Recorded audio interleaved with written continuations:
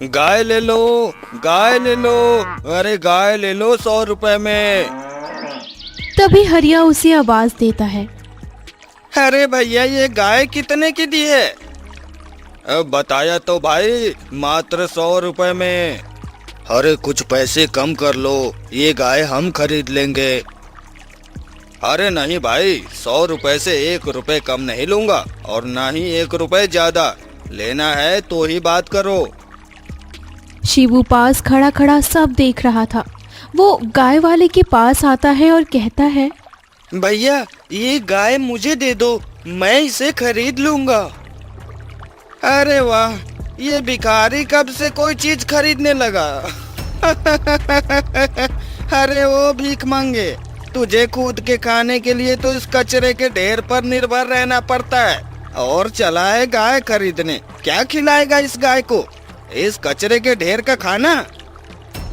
शिबू खड़ा खड़ा सुन रहा था। अरे भिखारी, जाके कूड़े के ढेर में खाना ढूंढ ले, ये तेरे बस की बात नहीं है। हम लोग रात दिन काम करते हैं तब भी हमारे पास 100 रुपए नहीं आते, तो तू तो भिखारी है, कहाँ से 100 रुपए देगा? अरे तुम दोनों आपस में क्यों लड़ रहे हो? उसके पास होंगे पैसे तभी ना वो गाय लेने के लिए बोल रहा है। क्यों भाई, लेना है ना तुम्हें गाय? हाँ भाई, मुझे लेना है ये गाय। अरे गाय वाले भाई, क्यों बेकार में अपना समय खराब कर रहे हो? ये बस तुमसे मजाक कर रहा है, हम सब जानते हैं इसे। ये इस गांव का भिखारी है, भीख मांग मांग कर तो अपना गुजारा करता है और यहाँ वहाँ कचरे के ढेर में से कुछ न कुछ खोजता रहता है। अबे ओ भिखारी, चल भाग यहाँ से, क्यों और बेइज्जत होना चाहता है? गाय वाले भैया, आपको यकीन नहीं है तो आप चलो मेरे साथ मेरी झोपड़ी में। ठीक है चलो।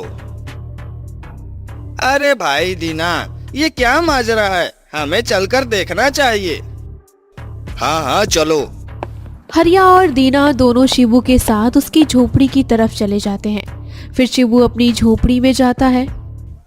भाई आप यहीं रुको, मैं पैसे लेकर आता हूँ। शिबू अपनी कुटिया में जाता है और 100 रुपए निकाल कर ले आता है। ये लो भैया 100 रुपए, अब मुझे ये गाय दे दो। अरे भिखारी, तेरे पास 100 रुपए कहाँ से आए? कहीं तू चोरी करके तो नहीं लाया ना?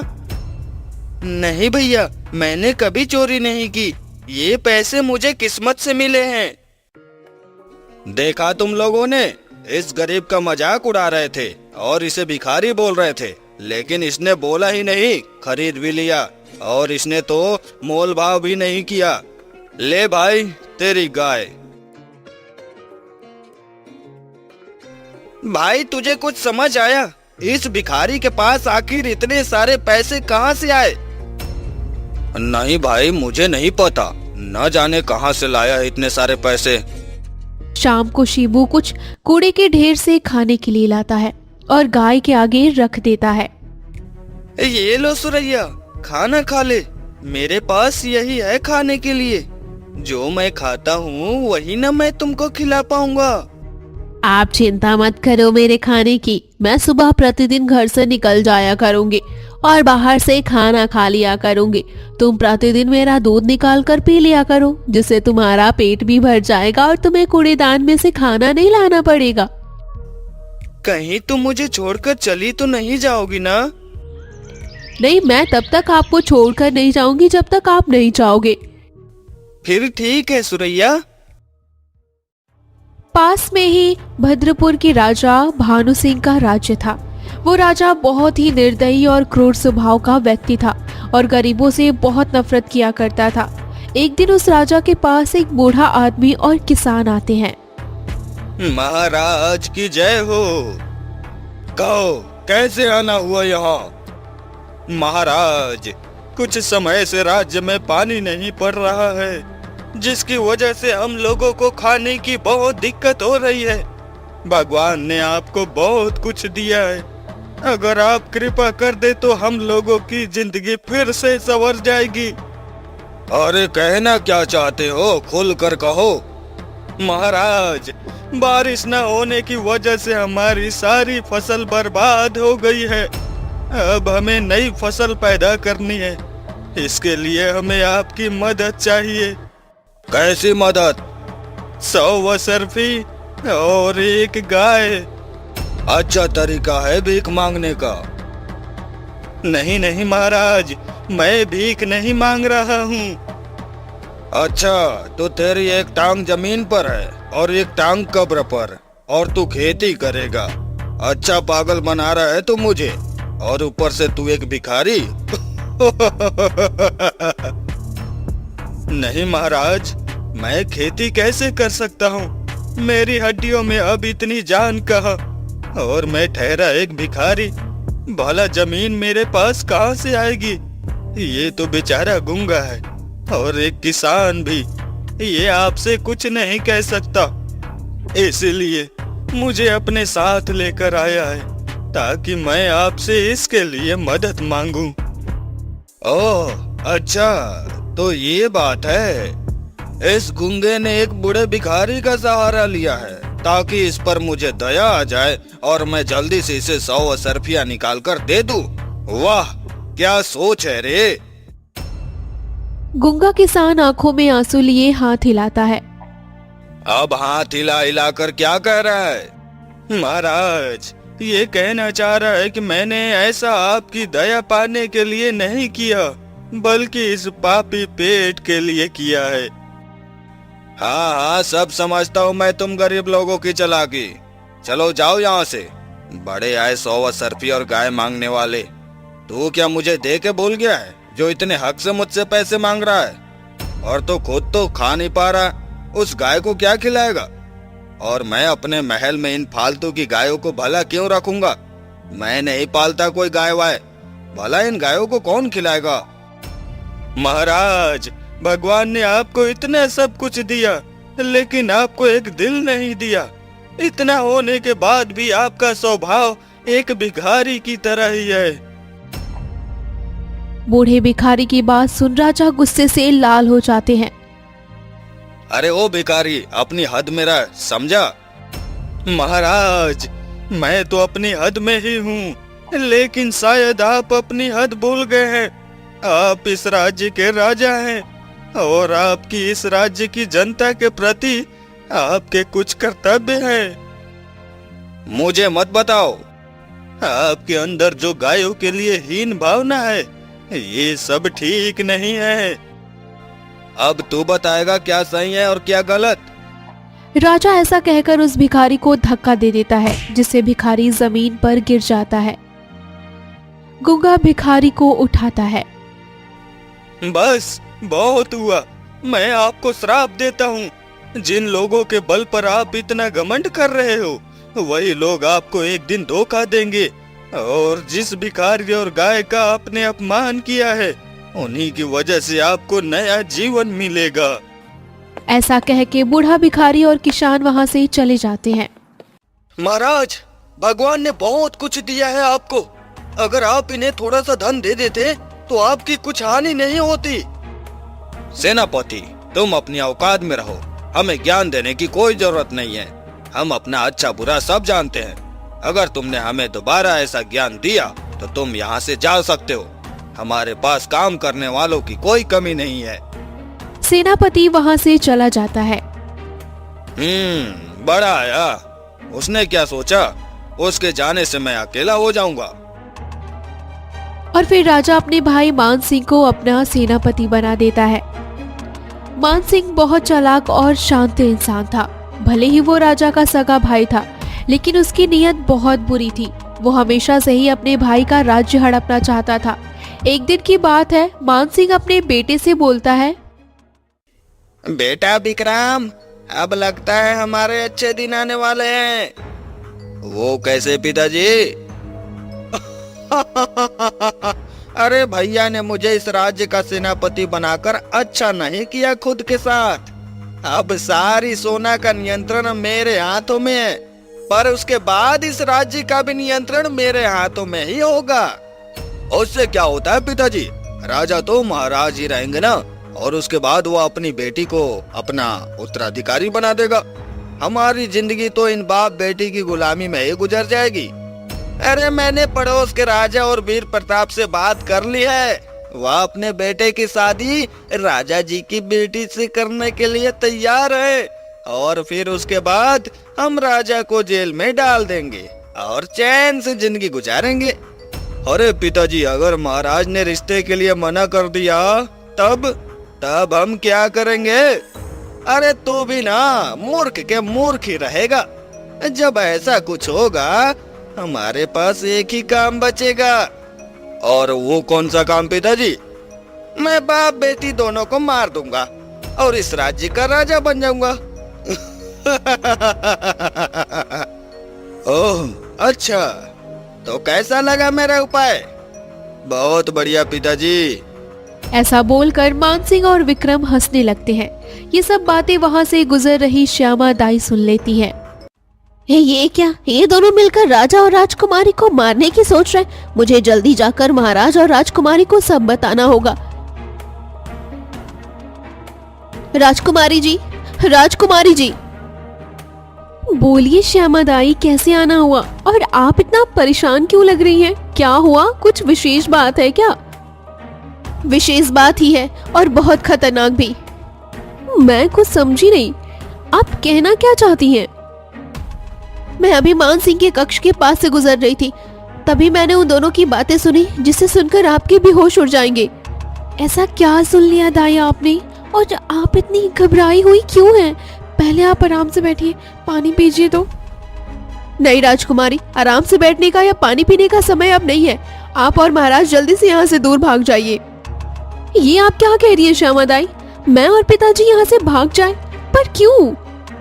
मानसिंह और उसका बेटा मिलकर आपको और महाराज को मारना चाहते हैं। ये आप क्या कह रही है दाई माँ? भला वो हमें क्यों मारेंगे? वो तो मेरे पिता के सगे भाई है ना। राजकुमारी, मैं बिल्कुल सच कह रही हूँ। क्या आपको मुझ पर यकीन नहीं है? वे लोग इस राज्य को हथियाना चाहते हैं और इस राज्य का राजा बनना चाहते हैं। राजा बनने के लिए वो आपको और महाराज दोनों को भी मार सकते हैं। मैंने खुद अपने कानों से सुना है। लगता है आपने कुछ गलत सुन लिया है श्यामा दाई। भला वो वैसे क्यों करेंगे? ये बात आपने पिताजी को बताई? श्यामा दाई, अगर ये बात सच है तो पिताजी इसके लिए उन दोनों को इससे बहुत कड़ी सजा देंगे। महाराज कुछ नहीं कर सकते क्योंकि सारी सेना उन्होंने अपने कब्जे में कर रखी है और ये बात महाराज को भी नहीं पता। मानसिंह पड़ोस के राजा के लड़के के साथ तुम्हारी शादी करवाना चाहता है। क्या मेरी शादी मुझसे बिना पूछे? ये होते कौन है ऐसा करने वाले? मैं इन दोनों को छोड़ूंगी नहीं। राजकुमारी जी, अब समय और हालात दोनों बदल चुके हैं। अगर आपने शादी के लिए मना किया तो मानसिंह और उनका बेटा दोनों मिलकर आप दोनों को मारकर इस राज्य को हथिया लेंगे। तो अब हमें क्या करना चाहिए श्यामा दाई? क्या हम शादी करने के लिए मान जाएं?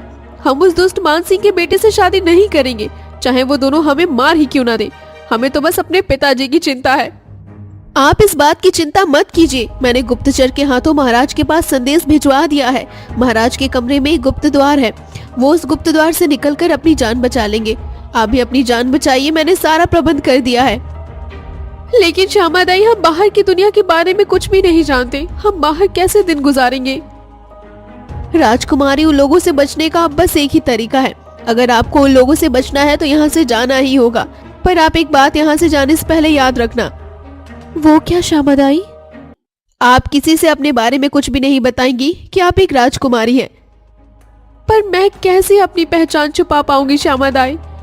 उसकी फिक्र आप मत करिए, मैं हूं ना। श्यामा दाई राजकुमारी को फटे पुराने कपड़े पहना देती है और राज्य से बाहर निकलने में भी उसकी मदद करती है। राजकुमारी जी, अपना ख्याल रखना, मैं हमेशा आपके साथ हूँ।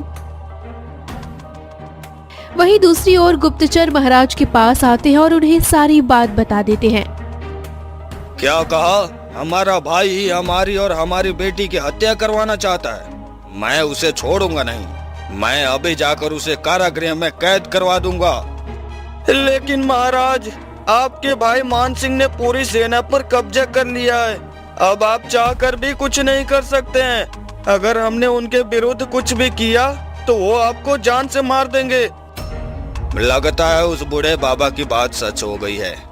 अपने भाई के हाथों से मरने से अच्छा हम स्वयं ही खुद को खत्म कर ले। नहीं महाराज, ऐसा मत कीजिए। क्या पता समय फिर पलटे। अभी आप अपनी जान बचा लीजिए और अपने अच्छे समय का इंतजार कीजिए। लेकिन महाराज, अपनी पहचान किसी को मत बताना। अभी आपको अपनी जानकारी सबसे गुप्त रखनी होगी। हाँ, पर मुझे तो राज्य के दूर दूर के लोग अच्छे से जानते हैं, फिर भला मैं खुद को कैसे छिपाऊंगा। महाराज, जैसे एक भिखारी अपना जीवन गुजारता है, वैसे ही आपको भी एक भिखारी की तरह जीवन गुजारना होगा। वाह रे भगवान, तेरा इंसाफ। मुझे बहुत घमंड था अपने पैसों और रिश्तेदारों पर, तूने मेरा वो घमंड तोड़कर अच्छा किया। ठीक है गुप्तचर, अब तुम जाओ, हम भी यहाँ से अब निकलते हैं। लेकिन हमारी बेटी, उनकी आप चिंता मत कीजिए। श्यामाताई ने राजकुमारी जी को इस महल से निकालकर एक सुरक्षित जगह पर पहुंचा दिया है। तुम्हारा बहुत बहुत धन्यवाद गुप्तचर, तुमने हमारी और हमारी बेटी की जान बचाकर हम पर बहुत उपकार किया है। फिर राजा जी गुप्त द्वार से महल से बाहर निकल जाते हैं। उधर राजकुमारी पागल की तरह फटे हुए कपड़े पहनकर भटक रही होती है। भूखी प्यासी राजकुमारी कई दिनों तक यहाँ से वहाँ भटकती रहती है। माई, कुछ खाने को मिलेगा? कई दिन हो गए खाना नहीं खाया। ना जाने सुबह सुबह कौन भिखमंगी मेरे दरवाजे पर आ गई। बूढ़ी महिला अपने कमरे के बाहर आकर देखती है। अरे कौन है तू? सुबह सुबह भीख मांगने चली आई, भाग यहाँ से। ऐसा मत कहो माँ, बड़ी जोरों की भूख लगी है, रूखा सूखा जो भी हो खिला दो। बोला ना कुछ नहीं है, भाग यहाँ से। राजकुमारी रोते रोते एक पेड़ के पास जाकर बैठ जाती है और रोने लगती है। हे भगवान, कैसे दिन दिखा रहा है तू? मुझे कई दिनों से कुछ खाना भी नहीं मिला, मुझे बहुत जोरों की भूख लग रही है। ऐसा कहकर राजकुमारी जोर जोर से रोने लगती है। तभी वहाँ से शिबू गुजर रहा होता है। अरे, ये लड़की कौन है? मैंने तो इसे इस गांव में पहले कभी नहीं देखा। लगता है बेचारी बहुत परेशान है, मुझे इसके पास जाकर पूछना चाहिए। शिबू राजकुमारी के पास जाता है। कौन हो तुम और क्यों रो रही हो? क्या तुम्हें कोई परेशानी है? कृपया मेरी मदद कर दो, मुझे बड़ी जोरों की भूख लगी है। कई दिनों से मैंने अन्न का एक निवाला भी नहीं खाया है। ओहो, पर मैं तुम्हारी क्या मदद करूं? मेरे पास भी खाने के लिए कुछ भी नहीं है। मैं तो एक भिखारी हूँ, लेकिन तुम फिक्र मत करो, मेरे पास कुछ है जिससे तुम्हारी भूख शांत हो जाएगी। चलो मेरे साथ। शिबू राजकुमारी को अपने साथ अपने घर लेकर आता है। मेरा नाम शिबू है, तुम मुझे मेरे नाम से बुला सकते हो।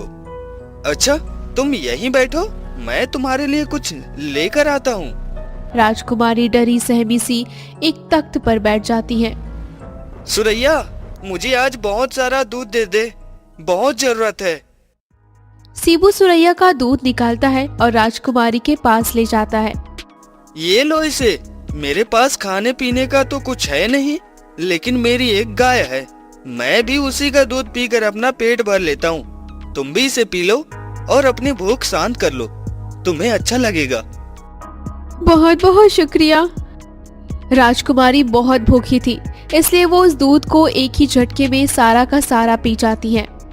बहुत अच्छा था। तुमने अपना नाम नहीं बताया, कौन हो तुम? मैंने तो तुम्हें इस गांव में पहले कभी नहीं देखा। मैं एक भिखारिन हूँ और मेरा नाम सुधा है। दूसरे गांव से आई हूँ। बड़े दिनों से यहाँ वहाँ से भीख मांगकर अपना गुजारा कर रही थी, लेकिन मुझे कहीं ठीक से भरपेट खाना नहीं मिला। कोई बात नहीं, अगर तुम्हें कोई परेशानी न हो तो तुम मेरी इस कुटिया में रह सकती हो। क्या सच में? हाँ हाँ बिल्कुल, पर मैं तुम्हें सिर्फ आसरा ही दे सकता हूँ। यहाँ खाने पीने के लिए मेरी इस कुटिया में कुछ भी नहीं है। मैं तो कभी कभी भीख मांग कर अपना गुजारा कर लेता हूँ, और कभी कभी अपनी सुरैया का दूध पीकर। कोई बात नहीं, मैं भी भीख मांग लूंगी, बस मुझे रहने की जगह दे दो। शिबू राजकुमारी को अपनी कुटिया में रहने की इजाजत दे देता है और वहीं दूसरी तरफ महाराज भिखारी के वेश में यहाँ से वहाँ घूमते हैं कि तभी रास्ते में वो बूढ़ा भिखारी और वो किसान मिल जाता है जो राजा जी से मदद मांगने आए थे। भैया, मैं बहुत परेशान हूँ, कई दिन से खाना नहीं खाया है। भाई, बहुत दिन से बारिश नहीं हो पाई है, अगर ऐसा ही रहा तो हमारे भूखे मरने की नौबत आ जाएगी। ओह, ये तो वही हैं जो मुझसे मदद मांगने आए थे। कोई बात नहीं भाई, मैं दूसरी जगह से देख लेता हूँ। देखना, एक दिन सब ठीक हो जाएगा। भाई, बारिश से ज्यादा हमें इस राज्य की ज्यादा चिंता है। अरे हमारे जो राजा थे। क्या हुआ इस राज्य के राजा को? हमारे जो राजा थे जैसे भी थे, लेकिन अपना तो अपना ही होता है। लेकिन पड़ोस के राजा ने हमारे राज्य पर आक्रमण कर दिया और इस राज्य पर कब्जा कर लिया। दूसरे राजा ने कब्जा कर लिया तो फिर भानु सिंह ने कुछ नहीं किया? नहीं, वो क्या करेगा? जैसा उसने अपने भाई के साथ किया वैसा ही उसके साथ भी हुआ। खैर, अब इसमें हम कर भी क्या सकते हैं? महाराज का तो कुछ अता पता नहीं है। राजा उन दोनों की बातें सुन बेहोश हो जाते हैं। अरे अरे, इसे क्या हुआ? लगता है कमजोरी से बेहोश हो गया है। चलो उठाओ उठाओ उठाओ इसे। दोनों उसे उठाकर अपनी कुटिया में ले आते हैं। भाई, इसे कुछ खिलाना पिलाना पड़ेगा, वरना ये भूख से मर जाएगा। बूढ़ा भिखारी और किसान दोनों मिलकर राजा की बड़ी मदद करते हैं और खाना पीना खिलाते हैं, जिससे वो कुछ ही दिनों में स्वस्थ हो जाता है। आप दोनों का बहुत बहुत शुक्रिया। आज मैं आप दोनों की वजह से ही जीवित हूँ। कोई बात नहीं, एक इंसान ही तो इंसान के काम आता है। राजा मन में सोचता है, कितना बड़ा दिल है इस भिखारी और इस किसान का। मेरे पास कितना कुछ था, तभी मैंने इनकी मदद नहीं की, और इन्हें देखो, इन दोनों ने बिना किसी स्वार्थ के मेरी इतनी मदद की, जबकि इनके हालात खुद खराब है। अब कुछ भी हो जाए, मैं अपना राज्य कैसे भी करके उस दुष्ट राजा से लेकर ही रहूंगा। आप दोनों का बहुत बहुत शुक्रिया। और वहीं रहकर अपने राज्य को फिर से पाने की योजना बनाता है। सुधा, ये लो, आज मुझे इतना ही भोजन मिला है। तुम इसे आधा आधा कर लो, हम दोनों मिलकर इसे खा लेंगे। नहीं शिबू, आज दिन भर की मेहनत से तुम्हें ये मिला, इसे तुम खा लो। मुझे आज कुछ नहीं मिला है। कोई बात नहीं, हम दोनों आधा आधा खा लेंगे, और जिस दिन तुम्हें ज्यादा मिलेगा खाना तो हम दोनों आधा आधा खा लिया करेंगे। ठीक है ना? हाँ ठीक है, तुम बहुत अच्छे हो शिबू। राजकुमारी और शिबू दोनों उसी कुटिया में साथ साथ रहने लगते हैं। वहीं दूसरी ओर राजा पूरी तैयारी कर लेता है और युद्ध करने की ओर अपना राज्य फिर से पाने की। एक दिन की बात है। क्या हुआ शिबू, आज बड़े उदास लग रहे हो? कुछ दिनों से बहुत परेशान हूँ। भीख मांगने जाता हूँ लेकिन कुछ मिलता ही नहीं है। शिबू, एक बात कहूँ? हाँ हाँ, कहो ना। तुम भीख मत मांगा करो, और मैं भी नहीं मांगूंगी। मुझे भीख मांगना बिल्कुल भी अच्छा नहीं लगता है। लेकिन सुधा, अगर मैं और तुम भीख नहीं मांगेंगे तो भूखे मर जाएंगे। नहीं शिबू, ऐसा कुछ भी नहीं होगा। तो फिर हमारे पास खाना कहाँ से आएगा? तुम्हारी सुरैया है ना? लेकिन सुरैया तो दूध देती है, खाना नहीं। ओहो, मैं समझाती हूँ। देखो, सुरैया दूध देती है ना, तुम उस दूध को गांव में बेचा करो। उससे जो भी पैसे आएंगे उसे तुम घर का साथ राशन ले आया करना, और जब घर पर खाना बनेगा तो आराम से भरपेट खाओ, और तुम्हें भीख मांगने की जरूरत भी नहीं पड़ेगी। वो तो ठीक है सुधा, लेकिन तुम्हें तो पता है ना, मुझे खाना वाना बनाना नहीं आता, इसलिए तो मैं भीख मांगता हूँ। तुम उसकी फिक्र मत करो, मैं हूँ ना, मैं बना दिया करूँगी। क्या? लेकिन तुम मेरे साथ हमेशा तो नहीं रहेगी ना सुधा? अब मैं कैसे बताऊं शिबू, मैं तुम्हें कितना पसंद करने लगी हूँ। मैं तो बस अब तुमसे दूर जाना ही नहीं चाहती, पर न जाने मेरी किस्मत में क्या लिखा है। एक राजकुमारी होकर भी मुझे तुमसे सब कुछ झूठ बोलना पड़ जाए। काश सुधा जिंदगी भर के लिए मेरे पास रह जाए और मुझसे कभी दूर ही न जाए, तो कितना अच्छा होगा ना? क्या हुआ शिबू, क्या सोचने लगे तुम? कुछ नहीं, यही सोच रहा था कि जब बाद में भी खाना मांग कर ही गुजारा करना है तो फिर कोई काम करके क्या फायदा। मैं जब तक तुम्हारे साथ हूँ तब तक तो मैं तुम्हारे लिए खाना बना सकती हूँ ना शिबू। शिबू अंदर ही अंदर बहुत खुश हो जाता है। ठीक है, मैं कल ही सुरैया का दूध गांव में बेच कर आऊंगा। ये हुई ना बात। अगली सुबह शिबू जल्दी उठ जाता है और सुरैया का दूध निकालता है। अब जाओ इसे जाकर गांव में बेचाओ, उससे जो भी पैसे मिलेंगे बाजार जाकर सारा राशन ले आना। ठीक है सुधा। शिबू गांव में जाकर दूध बेचना शुरू कर देता है। दूध वाला, दूध ले लो, ताजा ताजा दूध ले लो। अरे आज सूरज किस दिशा से निकला है? भाई शिबू, तू तो आज दूध बेच रहा है। तुझे तो मैंने हमेशा यहाँ वहाँ से कुछ मांगते ही देखा है, लेकिन आज तेरी मेहनत देखकर बहुत खुश हूँ। चल, तेरा काम बहुत बढ़े बेटा। जी काका, मैंने अब सोच लिया है कि मैं अब से भीख नहीं मांगूंगा। अपनी गाय का दूध बेचकर ही पैसे कमाऊंगा और उसी से अपना गुजारा करूंगा। ये तो बहुत अच्छी बात है बेटा।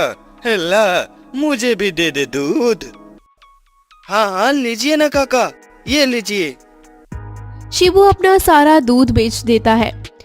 अरे वाह, इतने सारे पैसे! अब मैं जल्दी से बाजार जाकर राशन खरीद ले आता हूँ। सुधा आज बहुत खुश होगी। शिबू बाजार जाता है और बहुत सारा राशन भर कर ले आता है। सुधा, ये देखो, मैं आज महीने भर का राशन ले आया। अरे वाह, बहुत खूब। अब लाओ, तुम्हें भूख लगी होगी ना? हाँ सुधा, भूख तो लग रही है मुझे। तुम हाथ मुंह धो लो, मैं जल्दी से तुम्हारे लिए खाना बना देती हूँ। ठीक है। राजकुमारी कुछ ही देर में सारा खाना बनाकर तैयार कर लेती है। सुधा, खाने की तो बहुत अच्छी महक आ रही है। जल्दी से खाना दो ना मुझे। आज मैं पहली बार अपने घर पर खाना खाऊंगा, और वो भी भरपेट। राजकुमारी खाना परोसती है। शिबू, आज मैंने तुम्हारे लिए खीर पूरी बनाई है, चलो जल्दी से खाकर बताओ कैसी बनी है। शिबू की आंखों में खीर पूरी देखकर आंसू आ जाते हैं। क्या हुआ शिबू, खाओ ना, तुम्हारे लिए ही बनाया है। और ये क्या, तुम्हारी आंखों में आंसू क्यों है? हाँ, तुम्हें तो खुश होना चाहिए ना। मैं खुश ही हूँ सुधा। आज मैं घर पर खाना खा पा रहा हूँ तो सिर्फ तुम्हारी वजह से। लो, ये पहला निवाला मेरे हाथों से पहले तुम खाओ। शिबू के हाथों में जैसे ही राजकुमारी खाना खाती है, उसके भी आंसू बह निकलते हैं। मुझे पता है, तुम भी पहली बार घर पर बनाकर खाना खा रही हो, इसलिए तुम्हारे आंखों में आंसू हैं, है ना? दोनों खुशी खुशी मिलकर खाना खाते हैं और बहुत खुश हो जाते हैं। वहीं दूसरी ओर राजा जी भी अपना राज्य बूढ़े भिखारी और किसान की वजह से दोबारा पा लेते हैं। आज मैं तुम दोनों को अपने राज्य के उच्च पद पर रखता हूँ। अगर आज तुम लोगों ने मेरी मदद नहीं की होती तो न जाने मेरा क्या होता। मैं अपना राज्य वापस भी पाता कि नहीं। महाराज, हमें कोई लालच नहीं है। आज आप अपनी सही जगह पर हो, इससे हम बहुत खुश हैं। काश मेरी बेटी भी मुझे मिल जाती तो कितना अच्छा होगा। महाराज, आप दूर दूर तक मुनादी पिटवा दो। जो भी आपकी बेटी को खोज कर लाएगा उसे उचित इनाम दिया जाएगा। राजा गांव-गांव में मुनादी पिटवा देता है। सैनिक उस गांव में भी जाते हैं जहां राजकुमारी शिबू के साथ रहती थी। जैसी वो समाचार सुनती हैं, बहुत खुश हो जाती हैं। शिबू, चलो मेरे साथ महल। पर हमें क्यों चलना है वहाँ सुधा? हमारा क्या काम? महाराज तो राजकुमारी की खोज में है। तुम मेरे साथ चलो तो सही। राजकुमारी और शिबू दोनों राजमहल पहुंचते हैं, जिसके बाद राजा जी अपनी बेटी को देख बहुत खुश हो जाते हैं। ओह मेरी बेटी, तुम आखिर मुझे मिल ही गई। और दोनों गले मिलकर रोने लगते हैं। लेकिन ये सब देख शिबू बहुत दुखी होता है।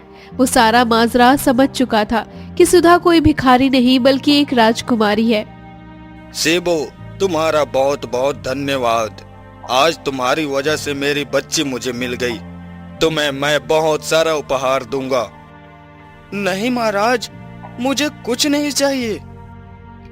शिबू की आंखों में आंसू थे। वो समझ चुका था कि उसकी जिंदगी में कोई खुशी नहीं है। उसे तो जिंदगी भर भीख ही मांगना है। शिबू उल्टे पांव अपने घर की ओर निकलने लगता है। तभी, रुको शिबू, कहाँ जा रहे हो तुम? राजकुमारी, मुझसे कोई गलती हुई हो तो माफ कर देना। मैं राजकुमारी नहीं, आज भी तुम्हारी सुधा हूँ। क्या तुम मुझसे शादी करोगे? राजकुमारी के मुंह से ऐसा सुन शिबू बहुत खुश हो जाता है। पर मैं एक भिखारी और आप? शिबू, मुझे बहुत पसंद हो तुमने मेरा बहुत ख्याल रखा है। शिबू, शायद ही मुझे तुम्हारी तरह कोई प्यार कर पाए। मैं तुम्हें बहुत चाहती हूँ और तुमसे शादी करना चाहती हूँ। मैं भी। और इस तरह दोनों की शादी हो जाती है, जिसके बाद शिबू को उस राज्य का राजा बना दिया जाता है।